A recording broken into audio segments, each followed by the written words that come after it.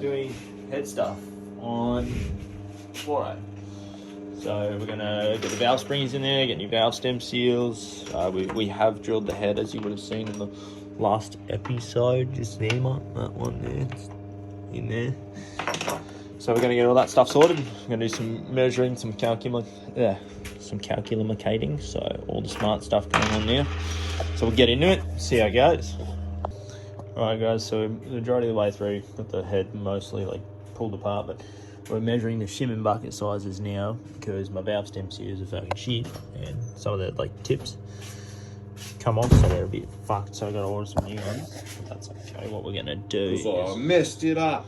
Done a hidry boo boo, but that's all right. So now we're gonna measure from the base of the bucket, or the distance between tip of the cam lobe, I believe, and the base of the bucket, and then we're gonna figure out what I need to do so I can order some of these fellas, some shimmies.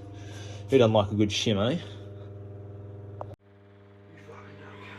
Fucking dog. Okay guys, so what I'm doing now is measuring the valve clearance for these fellas here. So at the moment, because we haven't got all these in, I'm pushing the valve up with my finger and then doing the clearancing.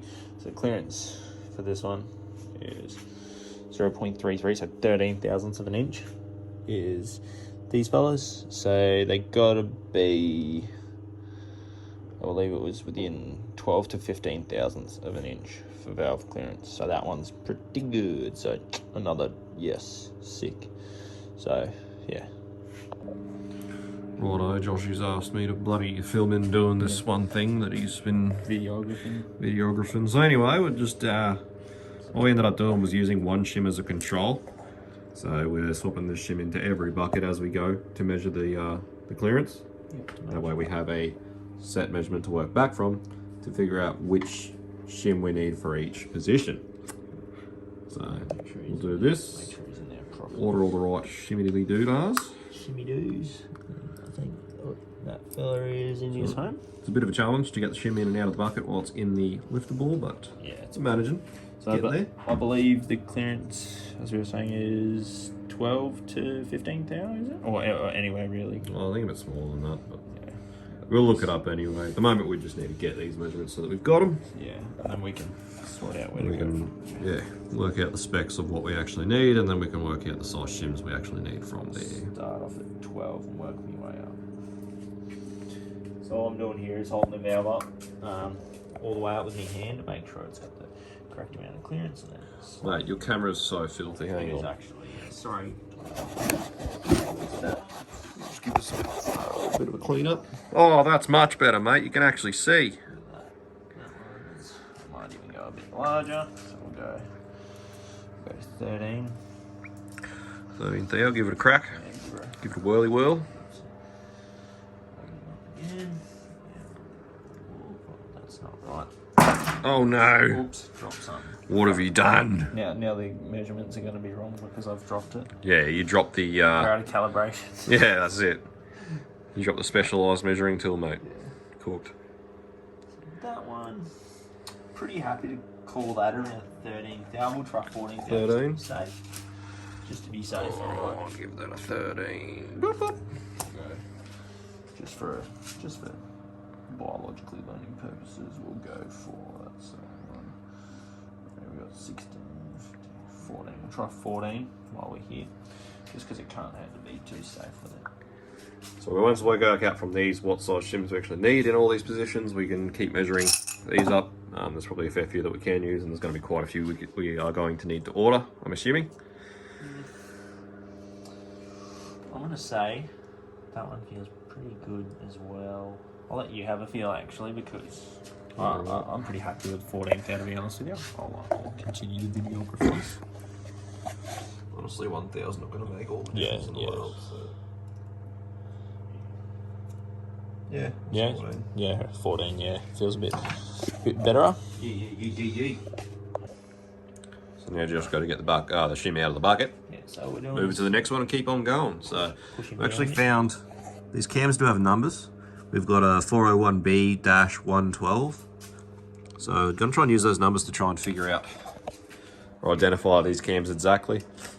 Once they go onto the engine, I'm not sure if Josh has already explained in his videos, but what we can do, we can actually measure the lift of the load at any point, just using a dial gauge.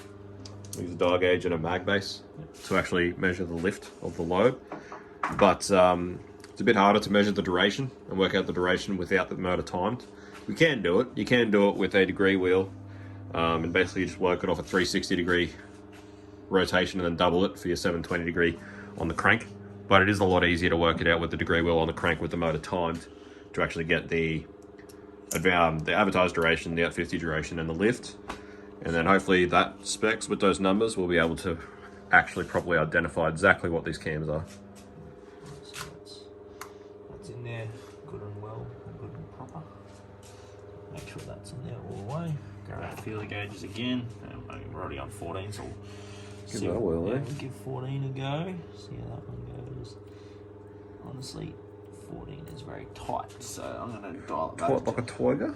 Yeah, I'm going to call it on my engine builder's knowledge and say that's going to be 12 thou. We'll see if I'm right. So we started the day, I actually cooked the valve stem seal install and cooked a couple of valve stem seals, which is not the first time I've done so. I have a bit of trouble feeling with my bung arm, which is a bit of a problem. So for anyone that doesn't know, Max actually had a really serious accident at quite a young age and has ruined the radial head of his elbow. So anyway, we went to measuring up this way instead of actually assembling the head and doing it that way, but it's actually worked out a lot better. Probably should have thought of this first, but I don't know. I'm used to building these things. They're a lot easier. Everything's bigger and easier to get at than this tiny thing, but I'm glad that we ended up measuring these this way because it's actually worked out a lot easier than what we had started the day doing. So even that one. We'll get this sorted, get these sorted, figure out exactly what shims we need. We'll get them ordered. We'll get another set of valve stem seals ordered. We'll CC this and the pistons, figure out what head gasket we need and get that ordered. And then hopefully the next time Josh comes out, we'll have the tap for the head fitting for the drain, and all the rest of the parts to actually get the head assembled and get it on the engine. And we get a timing kit in there as well, so next video should be this thing pretty much together other than oil pump and some, as I'm still yet to We'll need an oil pump before the timing set. Oh yes, actually correct. Alright, so that one should even 11 thou's quite tight, so we'll go a 10. Go a 10, see how that But anyway, either way, the point is, next episode or next time Josh comes out, we should be getting pretty close for this thing, you know, more or less just about being together. So it's pretty exciting stuff. Yeah. And then it can finally get out of my engine room. And then into the car, and then come into the car, and I can catch up on the 11T other engines that we've got to build.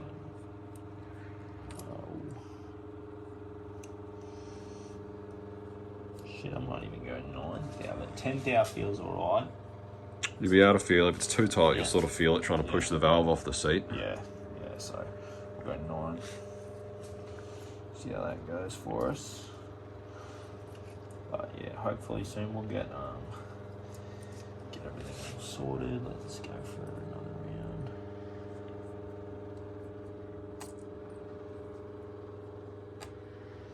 round. Shit, that one's pretty tight.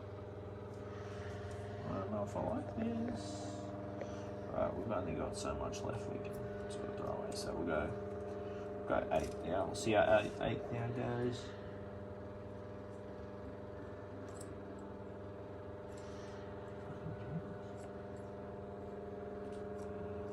Yeah, I'm happy with 8 thou on that one.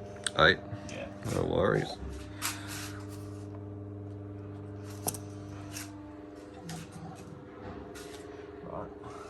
Yeah, on to the next. Sweet, on to the next one. And then basically it's going to be rinse repeat for this, so I won't show you the whole lot, but yeah, rinse repeat for the whole thing.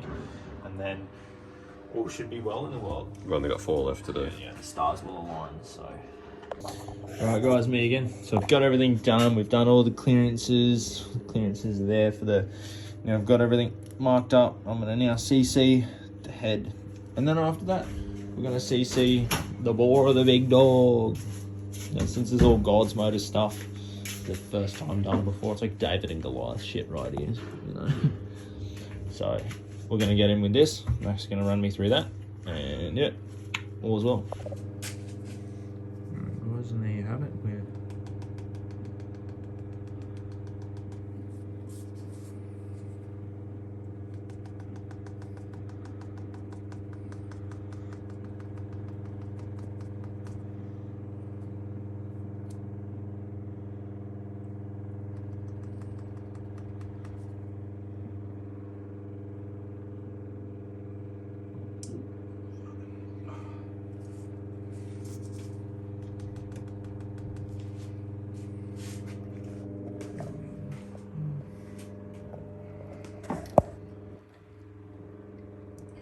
can't it just be shaped more like an LS head?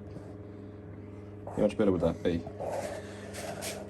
Better for the engine builder, but not better for horsepower. Up. Ooh. Oh, we lost that little drip, but we can't get rid of that little bubble, so I'm calling that basically It's close to working it out.